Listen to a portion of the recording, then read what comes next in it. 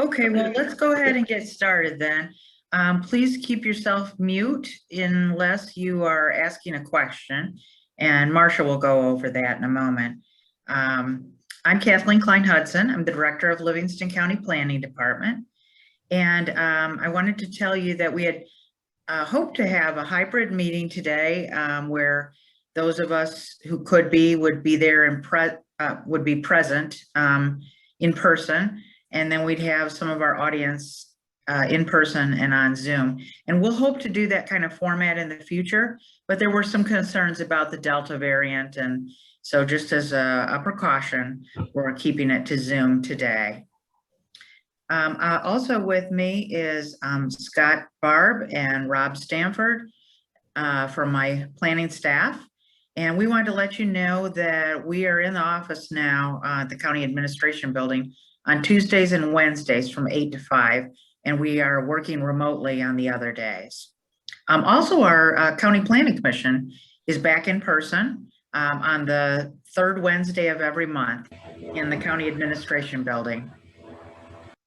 I also wanted to introduce Marcia Jaborowski, who is with Spark, our economic development provider for Livingston County. And welcome to all of you. If we don't have your email address for sending you information about these type of events, if you could share your contact information with us in the chat box, that would be wonderful. We have these brown bag lunches about 4 to 6 times a year. And we're always looking for subjects that are pertinent to local planning and zoning. So we gather subject ideas from an evaluation after each brown bag lunch. And we also are fortunate to have partners like Marcia from Spark, who comes up with wonderful ideas for us as she did today. And with that, I'm going to pass it over to Marcia. Thanks, Kathleen. Yeah, it's always a pleasure collaborating with your team and at the county. I love the opportunity to bring a merging of topics that touch planning as well as economic development, and just being in Livingston County, just kind of know what might be relevant or what we might not see frequently, but we want to make sure it stays on everybody's radars. And so, about a year and a half ago, before the pandemic, there was a lot of conversation, there was a lot of news and headlines about PFAS. And in my industry, and then working across the state, a lot of projects and a lot of development, there is environmental cleanup, and there are costs and there are programs, and it just comes with its own world of acronyms and processes, and there are experts that live in this world, this environmental world. And I've had the privilege of knowing Doug and working with ASTI pretty much my entire professional career. So it was a very easy thing to just have a chat one day with Doug and say, hey, I think this is a good thing to bring back to the forefront to this audience in Livingston County, and keep dialogue and keep information flowing and keep it new and answer questions. So we've got 2 presenters today, and the way it will go is both of them will present, and it's encouraged. Use your raised hand function, type questions in the chat at any time. I will pause Doug or Rick and I will ask them. So we do want this to be a fluid conversation, dialogue, and not just continuing a presentation, which they're happy to do. But certainly if you have a question or point of clarification or anything, feel free, raise hand function or text it in the chat box, and I'll be monitoring that. So with us today with ASTI Environmental, we've got Doug Brown. He is the development director. He is the deal maker of the organization, is literally what is on his sheet. And Doug's job is to bring diverse groups of stakeholders together from public and private sectors to collaborate on land development projects. And the goal of these projects is to raise taxable values, create jobs, and raise the quality of life in communities across the region. ASTI is headquartered in Michigan, but they've got offices across the Midwest and That is what Doug does, and that is essentially why we blend so well in the planning world and economic development world.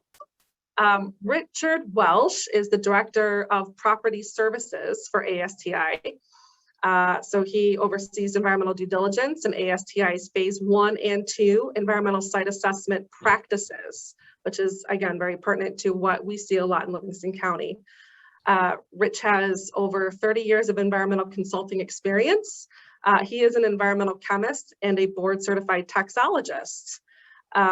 Specializes in the cleanup and redevelopment of contaminated industrial properties. Business sectors that he has supported include land developers, manufacturing, transport, hazardous waste, electronics, energy, oil and gas, and petrochemical. So we've got some great experts in the field environmental, and I will turn it over to you guys to start the presentation.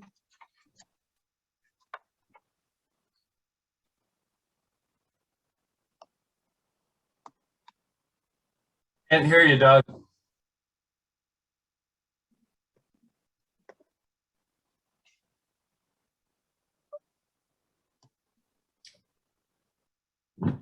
If Doug isn't able to get on, I can just start.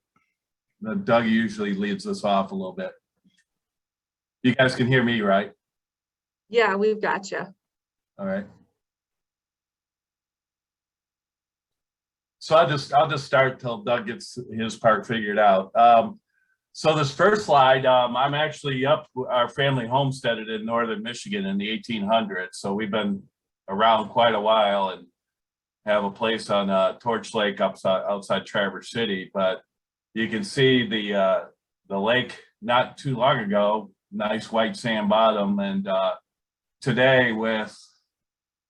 I think I'm on a director on the Torch Lake Protection doing some big studies, but pretty much probably due to the ring of homes of 60 miles long around the lake with Kentucky bluegrass lawns and septic systems. Now the bottom of Torch Lake is covered with a mucky, gross brown algae. So it's kind of one of those things. So I thought that's interest to some people. Next slide.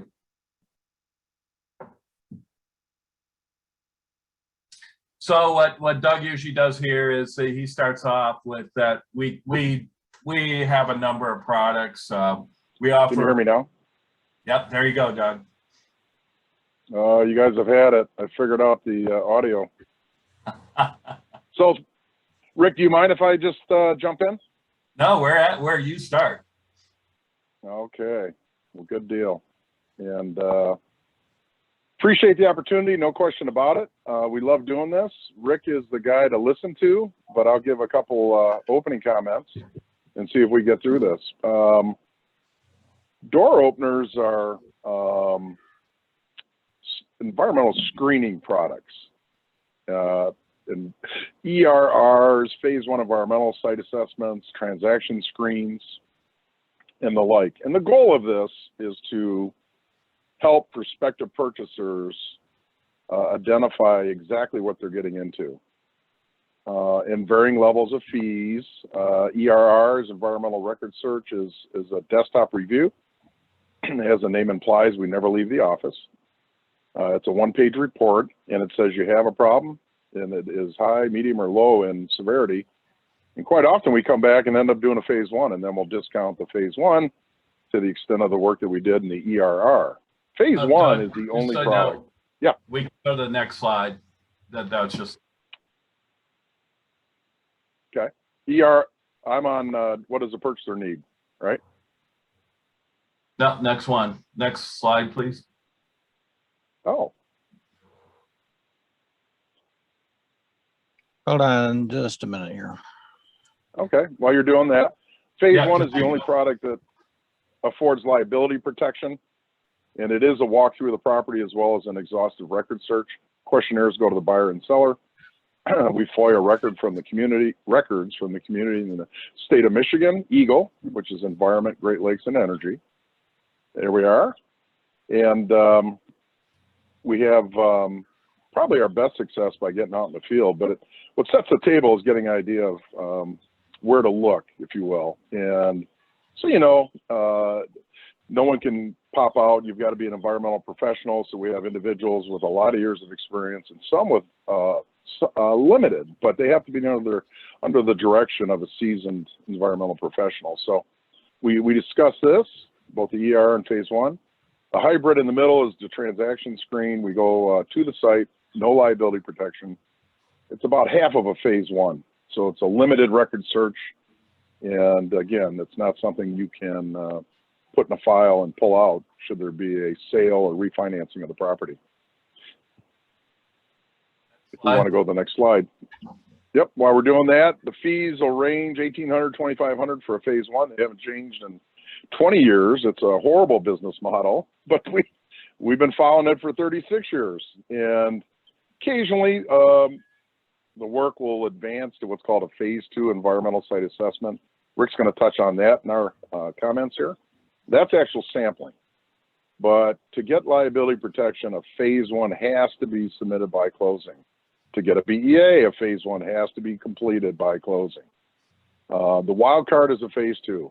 We often, actually this morning, get requests on, hey, give me a price for a phase one and phase two. And it can't, here's my report from 1997. Okay, this actually happened. You know, you can't do it. The site's changed.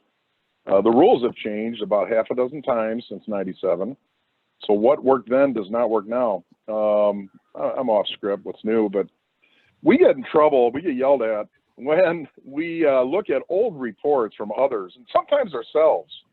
And we try to explain to prospects and clients, hey, look, you know, after Flint, and Rick will get into this, the whole complexion of the regulatory agency changed. And what cut the mustard before Flint, the Flint water crisis, was just that, has carried over into the mentality, if you will, of the regulatory agency, EGLE. And so very, very, very stringent chemicals that were not looked at heavily are now scrutinized and are being raised in our report that wouldn't have been raised even 5 and 6 years ago. So you really got to be careful on how you explain our results once we sit with a client and so forth. But you can see all appropriate inquiry. We've addressed this slide. We can move forward. We're talking about landowner liability protection. We do work for, go ahead and advance the slide, please. We do work for sellers, but it's a double-edged sword. You got to be very careful. Sellers have nothing to gain other than to try and expedite the sale and, you know, kind of be a friendly help, if you will, for the buyer. But the seller, if they find something, could have an obligation to report it to the agency and clean it up. So we quiz them all the time. Hey, look, you know, why are you doing this? I think it's great you're doing it, but what are you going to do if you come across something? And quite often the answer is, here's my lawyer, which is fine. And there's something known as Audit Privilege and Immunity Act. So they can be shielded, if you will, from the results that we come across if there is a release of hazardous chemicals, right? That's what the attorneys are for. That's that firewall to protect the actual seller or owner. I use those words interchangeably. Any questions at this point? This is interactive. It'll be real boring if it's a dialogue. I'm not that interesting. No questions Rick, right now, Doug. I'm watching. Sorry, Rick's not any more interesting to me, but he's smarter, so that's good. The property condition assessment is done quite often in tandem with a phase one. It has nothing to do with environmental and everything to do with building systems and components. We've been doing these about 5 years. If someone has an inspector for the building, we don't even open the conversation. If they want to know how long a roof, parking lot, HVAC, MEP will last, we recommend a property condition assessment. There's nothing more than a visual inventory. I mean, we literally crawl around roofs and mechanical rooms and so forth, and we come up with a table of reserve to let the buyer know, here's what you're in for in the coming 12 years in the way of repair and replacement. You know, that HVAC, it's shot. You need an entirely new system. Your roof's got 5 years left, and your parking lot is gatered. Those are 3 recommendations, and you got to put aside $100,000. Well, that's ammunition the buyer wants to go back to the seller during the due diligence period, much like the environmental. So they have ammunition to open a negotiation with the seller. Next slide, please. Any questions on PCA? Wetland, I mentioned the site in Novi before some of you got on the call. We have an individual that's trying to purchase 5 acres in Novi, and it is wet, and it is about 80% undevelopable. And the prospect's objective, of course, is to build a home and to split the property and sell off part of it. And it's just not going to happen on that site. So, you know, we gave that opinion over the phone. There was not a walk through the property. There was not a wetland determination. It wasn't even a desktop study of wetlands. We saw an old report, and there was enough there that we kind of had to deter the prospect from going forward. It just wouldn't have worked. Initially, they thought they needed a phase 1. That wasn't the case. And we had our wetland experts look at it. So how long is it? You know, it's 2-3 weeks. We've done them from $1,800 to $18,000. But it's important to know what can be developed and what can't be developed. And especially in Livingston County, we run into this all the time. People get consumed with environmental impact and contamination and so forth. And that's all well and good, but we can actually move it around. We have, and Rick will get into this, methodologies to prevent exacerbating contamination and exposing the community, employees, and others to any possible contamination. Wetlands can't be moved. You're either going to mitigate or you're going to buy into a wetland bank. Both are extremely expensive options. So we stress that up front if we are into a county where we think there's going to be impact. Please go on. What it doesn't cover, you should know that a phase 1 is a walk through the property. There's no sampling whatsoever. Quite often someone will say, yeah, I'm going to buy this property and demo the building. Okay, well now you need an asbestos inspection. You can do that now, or you can do it after you purchase the property. But when you pull that demolition permit, you have to produce an asbestos report, or you have to presume that all the building materials are positive for asbestos, which is unbelievably expensive. So quite often we're engaged to do an inspection of the property, looking at pipes, ceiling tile, caulk, wall board, and so forth. And, you know, it still blows our mind, but we'll walk into new developments that are 15 and 20 years old, and we'll find asbestos wallboard. It's been outlawed since 1981. It's illegal, but it still comes into the country from Russia, China, and Iraq. Honest to gosh, we still see this on properties, and it blows our mind. What else? If they're doing any kind of funded, like MISTA kind of funded projects, you know, redevelopment of communities and things like that, then this is a typical requirement too for MISTA. Yep. Absolutely. What else? And it might be on the next slide. Go ahead. What also is an environmental compliance report is not part of it. Okay, I don't see that on this slide, but that's okay. If industry asks us for spill plans and the like, we do all those, but it's not part of the phase 1 scope of work. We mentioned building materials inspections, asbestos, lead paint, mold, radon, noise. Those are not part of the phase 1 either. I'm sorry. That's okay. And wetlands, but quite often they're done in tandem. If you could go forward, please, advance the slide. Go ahead, Rick, give them your vent pipe story, please. And again, we invite all the questions you might have on your mind, please. Excuse me. So, you know, this is a Zoom meeting, so I'll try to keep it pretty short and just hit the big points, because it's a little bit different than giving a and also I heard I was told that you'd like it kind of centered around residential, agricultural properties. You don't get involved a lot with, let's say, industrial properties and things like that. So I took all that out of this presentation. I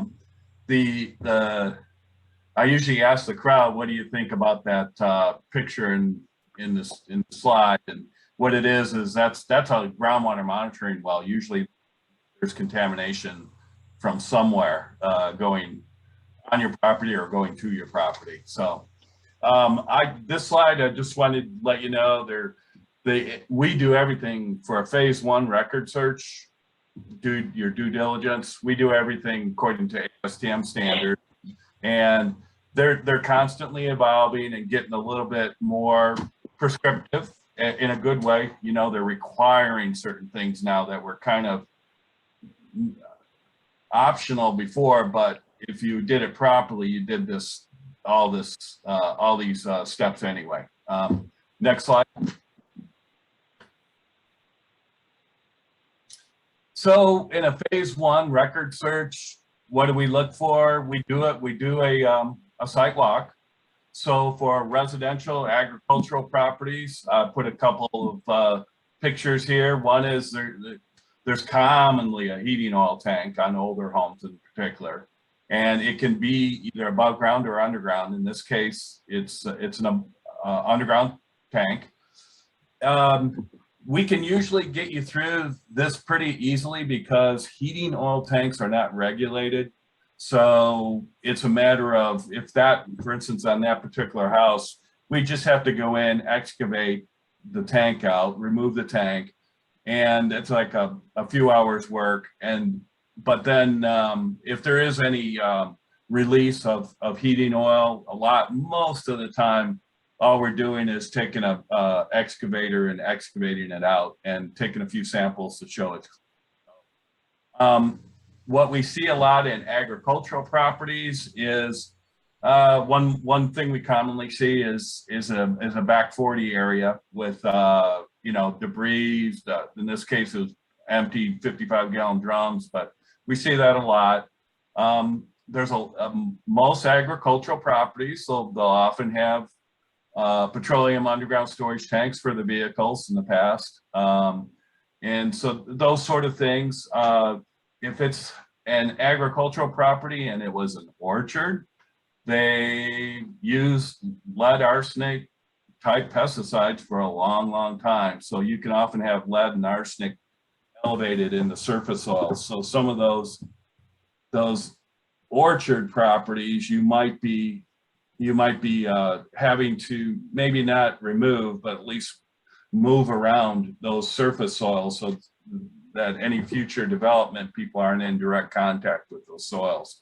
But those are the kind of things we look for in our walkthrough of a site visit. Next slide. This is when we're doing the record search. We look at things. We look at historical aerial photographs, of course. But there's also these sand-borne fire insurance maps. That's the thing to the right, and that little circle there, that means there's an underground storage tank on that property. And so that's the kind of things we look for. We do also do a city directory search, and in this case, there was a excuse me, a laundry, which indicates maybe a dry cleaner on that site, which is notoriously bad right now. I'll get into that a little bit more, but those are the kind of things we look for in a phase 1. Next slide.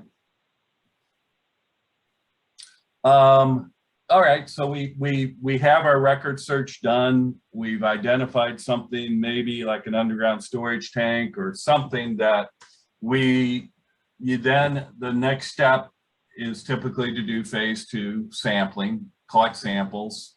We can do soil, groundwater, surface water. The big one right now is soil gas, and I'll get into that a little bit more below. But and what you have is a lot of times at agricultural properties, you'll have that burn pile. We've seen bad things happen at those kind of in those areas where you have to maybe do a little environmental cleanup.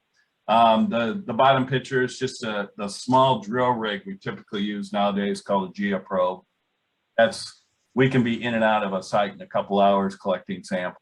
That also allows us to put a perforated casing, PVC casing, like you use for your yard. We put those down and we collect a groundwater sample from a temporary well. So that's kind of sampling we do. Next slide. This is Doug talked about this, but this is the whole reason you do all this. Michigan is great. They're one of the only state I know, maybe one of the only states that has this baseline environmental assessment. And what is that? It's simply a report that's a summary of the phase 1 records review, your phase 2 sampling, and then you are not held liable for pre-existing environmental contamination. So the BEA is a fantastic thing. You got to do it within 45 days of purchase. You got it, you have to complete your phase 2 within 45 days. You have 6 months to hand it in.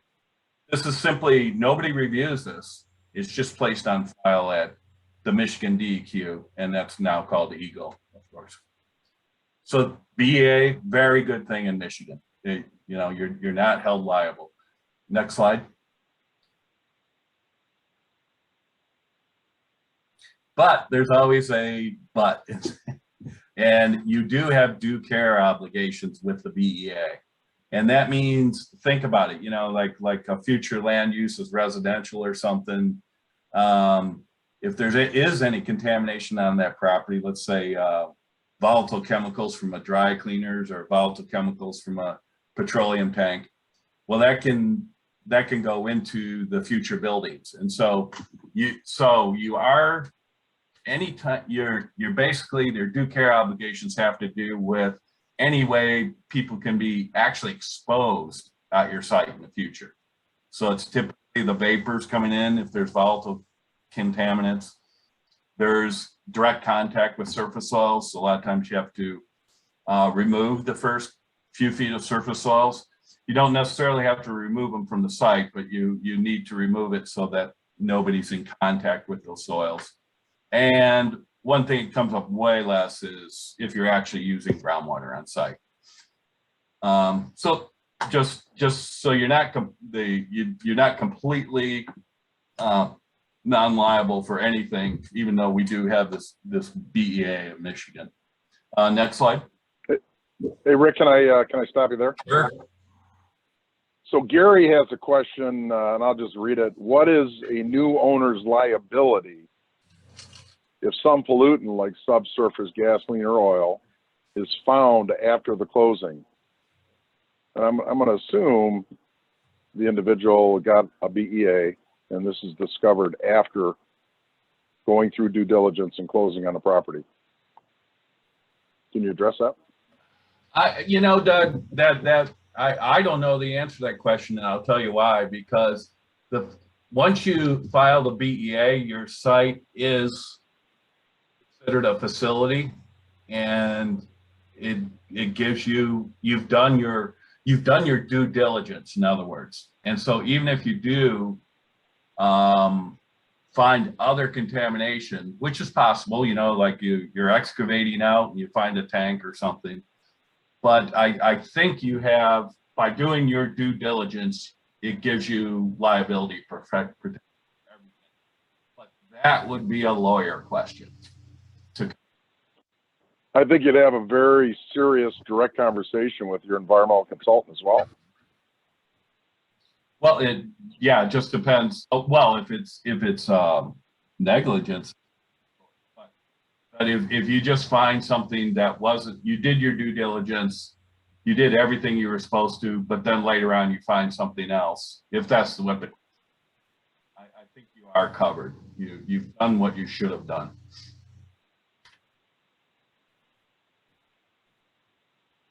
Now we'll go into Doug. Anything else?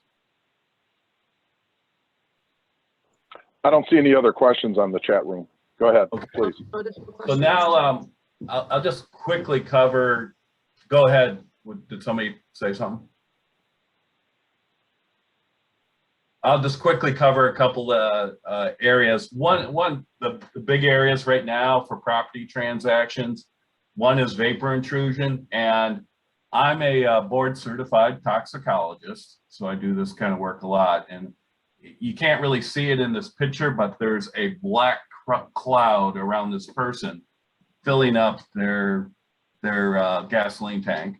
And what I like to say to people is, just so they can put it in perspective, is your exposure to filling up your gasoline tank once would be way more, 10,000 times greater than any exposure you would get from a building with vapors in through the floor in a typical scenario. So it's just that the criteria the acceptable criteria are so low in Michigan for what's acceptable in soil gas under your slab of your building. Excuse me. And again, this is a reaction I think a lot to Flint. You know, they're just very conservative in every aspect. The next slide. So that said, you know, the biggie thing that we're often dealing with right now in property transactions is this vapor intrusion into buildings, contaminants coming in through the bottom of the buildings. So you can have some contamination either in groundwater or soil, and it's wafting up, and the HVAC system usually is pulling it in even more. And once you have to go down this road, it's a bit more work for sampling it, which I'll talk about in a second. But you just want to know that things like if you know that it's not necessarily your site that has to be impacted. I'll go to the next slide. If a lot of times, let's say in Detroit or something, there's either a dry cleaners or a service station, and Eagle now considers, if you're even in like let's say a Detroit clay where nothing migrates in it, the vapors, if you're 100 feet away from a dry cleaners or you're 30 feet away from a petroleum tank, they consider that it's a potential for you might have a volatilization indoor air problem in your building, and you need to do sampling is what they would require. We wouldn't have done that necessarily for sites maybe 5 years ago, because realistically in certain sites like the plays under Detroit, you know, things don't actually migrate that well. All right, next slide. So this is just giving you an idea how we sample for vapors. It's pretty simple. Drill a hole with a drill through the concrete in the building. We install one of these pins that allows us to sample it. So the upper right-hand corner, lower left-hand corner, that's the pin with the hose to our sampling equipment. The middle picture there is, we check for leaks by filling a chamber up with helium and then checking if it's coming through. And then the lower right-hand corner, that's a canister that came from the laboratory, and it's vacuumed and it's empty, and it has a suction on it and a meter. And so we connect that up, open it up, and it sucks the sample into the container. So that's pretty much all. So we don't have to get a drill rig or anything like that. So that's why this particular kind of sampling can go pretty fast. Next slide. I just wanted to show you this because you can, so the next step in remediation, you know, is you have an issue in your subsurface. So if it's new construction, usually you're just, you're putting some perforated casing down and some gravel, and you install some suction pumps, and then you pour your slab. Or if it's an existing house or building, you might, I would say you install a radon-like system, which is many people have seen. So it's pretty simple in concept. Next slide. Okay, last thing, this PFAS, and this PFAS commonly forms a foam on lakes. And I think the difference between PFAS, I forgot which one's which. PFAS are a bright white, I think, compared to foam from other sources that are natural lakes. So a foam doesn't always necessarily mean PFAS, but it can mean PFAS. And PFAS are polyfluorinated alkyl substances. And you've heard of like PCBs and DDT, those are polychlorinated substances. Anyway, the fluorine compared to chlorine is even a stronger bond. So these chemicals last forever in the environment. They just don't break down. Next slide. And I'll get into why this is a problem with your property transactions, but these are all the everyday products where PFAS is used. So we're exposed to PFAS daily, including like carpeting. That's a common one. Dental floss, you know, it's Gore-Tex. So next slide. Cosmetics too, down there. These are just more products in the concentration, dental floss and things like that. Next slide. Maybe some of you on the call have come across the don't eat the fish warnings at Kensington. Is anyone familiar with that? That'd be an example. That was because of PFAS. Go ahead, Rick. Yeah, so where we and then of course it's in firefighting foams. So we're the contractor looking at the Oakland airport right now. That's been in the news that they didn't do practice firefighting at Oakland airport, so we're not seeing real big impacts. And we are seeing where they responded to a couple crashes at Oakland airport. We're seeing it there a little bit, but we're trying to figure out right now how far it went, but it doesn't look like it went off site, off the airport. Problem is they because of this, this, I think, more reaction to Flint. They've asked all the residents around the airport if they want their wells sampled ahead of time before we even did our first sampling. So it's kind of putting the horse, you know, the cart before the horse, in my mind. But so it's making, and then once you start saying you're going to sample in a neighborhood, it kind of taints that neighborhood, the property values and things like that. So I personally, I think they need to be a little more cognizant of that, let's say. Next slide. Hey, Rick. Yep. Matt in the audience has offered to address the Kensington situation. Matt, take it away, please. Yeah, hi guys. I'm the Director of Environmental Health here for Livingston County Health Department. And it's more broad than Kensington. It's the entire Huron chain of lakes here in Livingston County has a do not eat fish advisory for PFAS. And, historically, you guys probably are familiar, from the wastewater plant in Wixom, that discharges into Norton Creek, and Norton Creek goes into Kensington Lake, and then it's the rest of the Huron chain. From what I understand, that's getting much better, and hopefully they can lift that advisory, in the next few years. And just to speak locally, for local examples of PFAS in Livingston County, we do have a few sites here in the county. You guys, I don't know if you're familiar or not, but diamond chrome plating in the city of Howell, the Brighton Township dump off of Corlett Road, the old Thermofill property in Green Oak Township. Our county airport had a plane that crashed a few years ago, and they used the AAAF foam on that. So there's some PFAS there too.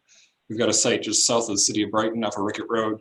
Those are some of the examples here locally. And we at the health department, we deal with Eagle on sampling residential wells that are near some of those sites. Luckily to date, we haven't had any detections, from offsite migration from PFAS on those. So, so far so good. And I don't want to belabor the point either, PFAS, but we do sample all the public water systems here in the county, statewide. They're called Type 1 systems, the public drinking water systems, as well as our small non-community systems that might serve, an office building or a restaurant. Those have all been sampled for PFAS as well. So that's it. I just thought I'd chime in with that. Oh my God, outstanding. Thanks for jumping in. Rick, any comment? No, so it's a big issue now, in many ways. So you got, particularly at the waste treatment, water treatment. Now the biosludges from the water treatment plants, it's all becoming a big issue, and it's really because the drinking water health advisory, now the Michigan drinking water standard is 7 actually. The 70 is from the US EPA, their drinking water health advisory, and that's probably 1,000-fold lower than anything else that's really out there. For instance, the drinking water standard for lead in water is 15,000 instead of 7. And that tells you how low a part per trillion is. It's a very low number. And I won't belabor this point, but I'm giving talks at several conferences coming up where PFAS are not part per trillion toxic in any way, shape, or form. It's all, they applied about a 10,000-fold safety factor for going from humans to animals, and I won't go into it, but it's the reason that you have a part per trillion drinking water standard instead of what would be more realistic for PFAS, which would be maybe a part per million or a part per billion. But if the drinking water standard was even 10-fold higher, we wouldn't even be having this discussion, because none of these sites would, you know, with the exception of sites, this would not even be an issue.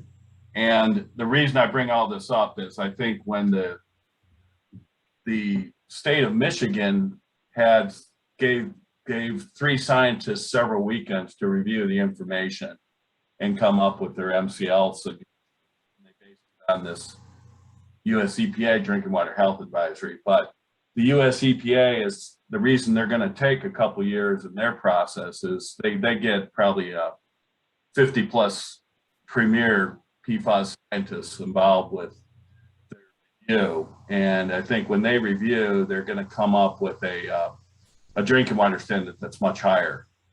And it's going to be in conflict with what Michigan has done. And so I just say, I think Michigan has gone down a bad path right now in trying to push this through. And PFAS really, they're a chemical that shouldn't even be on the market because they don't degrade, you know, like PCBs and DDT. But that said, they're just not really that toxic. So anyway, that's my 2 cents. That's my and I'm giving several lectures at some key conferences on the topic where I go into depth about why that is. That is all I have for.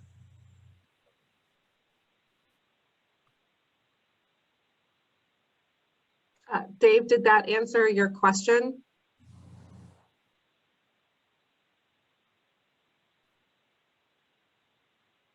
I hope it did.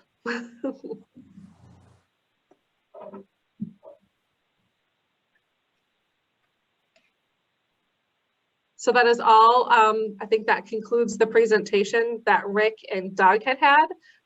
If there are any lingering questions or thoughts, as again, you as community leaders see these transactions happen, or if, the team at ASTI, if you aren't already working with an environmental team, is always here to answer those questions. So it's always good to keep at least Doug's name and email. We do have, so James has a question. I'd just like to make a comment. I'm aware that there's a lot of skepticism about these extremely small numbers of amounts of contamination. When you have a chemical that's persistent and does not degrade, does never degrade, you got to be pretty careful. Also, when you're exposed to chemicals over a lifetime, from birth or before all the way, to old age, again, you have to be really, really careful with these persistent or even non-persistent chemicals that accumulate. So I would temper the skepticism about the small numbers with advice that a lot of caution is warranted, and there are a lot of things we don't understand about the effects of a lot of these chemicals that we're creating that never existed before, and especially when they have safer alternatives, there's certainly good reason to be skeptical. But yeah, thanks. I agree with everything you just said. Why even put a chemical on the market that never degrades? I'm just saying, so I'm not going into depth here, but I'm just saying I've gone through we actually did a very lengthy report on the toxicology of PFAS, and so I'd have to go into that level of detail to show you why we came up with our conclusions. I think they've had a bit of an overreaction to these compared to every other chemical that have similar, like there's chemicals out there that have similar toxicities at similar levels, let's say in lab animals, and they have part per million drinking water standards.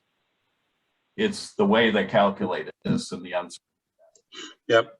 Yeah, it's I don't know. So it's just like I'm waiting for the US EPA and the big group to do their review, and you know, there's a good chance you'll see a much different result. You got to be protective of health, and yeah, these are chemicals that never degrade. So why are they even out there on the market?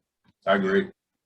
Yeah, I'm certainly some skepticism and some practical focus on what should we be dealing with right now, and what is the cost versus the benefit when you're dealing with. And so, you know, just so you know, let's take one of the costs, and one of them right now is the biosludges that come out of the county. You know, right now they're put on agricultural fields, and they may have to start treating those biosludges. They can't even go to a landfill, of course. They're finding PFAS in their water underneath these landfills. So they might have to be hauled off as a hazardous waste. If you had to haul off your biosludges in each county as a hazardous waste, that's probably a larger number than your total budget.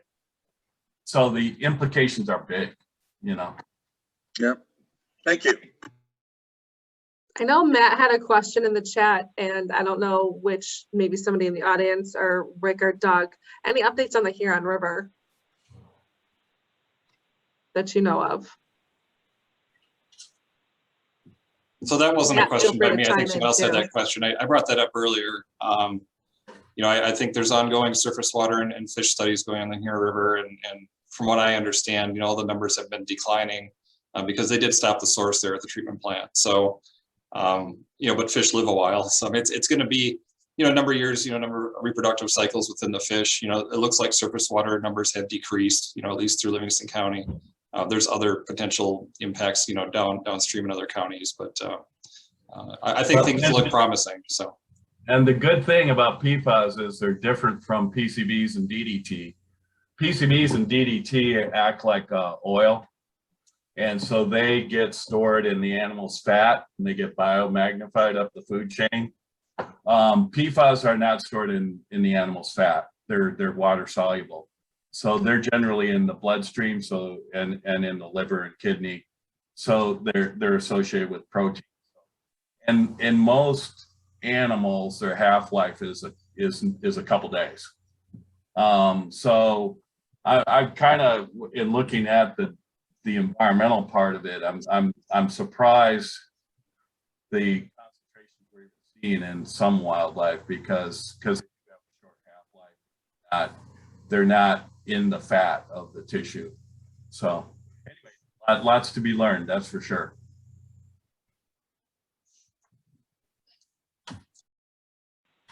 Yeah, Cindy from Hamburg Township had stated that Hamburg Township tested the biosludge for PFAS, and they were well below the concernable parts per million. So always good.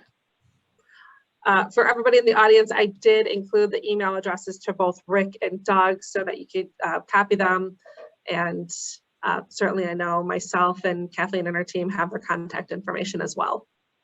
And Kathleen, I believe presentations go up on your website, correct? They do. We have presentation materials going back quite a ways. And if you don't see it on the website, often we have at least the slide deck from past presentations. We are also recording, if I could, we're also recording all of our Planners Luncheons. And we have a Planners Luncheon YouTube channel. You can find the link right on our front webpage on the planning website. There's a link right to our YouTube. This will be up probably in another day or two. If you wanted to review it, the actual presentation video. But yes, we do have the other we have the presentation on the Planners Luncheon tab also. Well, I don't believe we have any more questions. Is that right, Marcia? Not that I see, nope. Okay. Well, I want to thank everyone for being present today. One last question. Oh, It's one last question. Yeah. Regarding let's go for it. contamination, where do you normally receive your heads up to the contamination? Would it be dying fish in the lakes or discrepancies from well test reports? That's from John Rose. Where do you kind of get that heads up when you've got a contamination issue? Where does it all start? Well, if we're talking property transactions, the heads up is that there was not, a service station or dry cleaners there. If you're talking PFAS, yeah, it's environmental sampling of, groundwater and species and all, and humans too. They're monitoring us in our bloodstream. So. Can I chime in on what happens here, at least locally? I don't know if it happens throughout the state, but the local health departments and across the state work pretty closely with Eagle on, as they find new contamination sites, and if a BEA comes in, that might trigger, hey, we got to look at PFAS a little closer, or any VOC or any other metal or any chemical. We're very involved in sampling residential wells that are near those sites, whether we know groundwater flow direction or not. We work with Eagle to identify wells to sample. So I feel pretty comfortable, at least here in Livingston County, that we have a really good handle on where contamination sites are at. We sample wells annually throughout the county for various contaminants, depending on where it is. So a homeowner shouldn't feel like, oh my God, my water's being contaminated and nobody knows about it. I really think we have a good handle on that. So.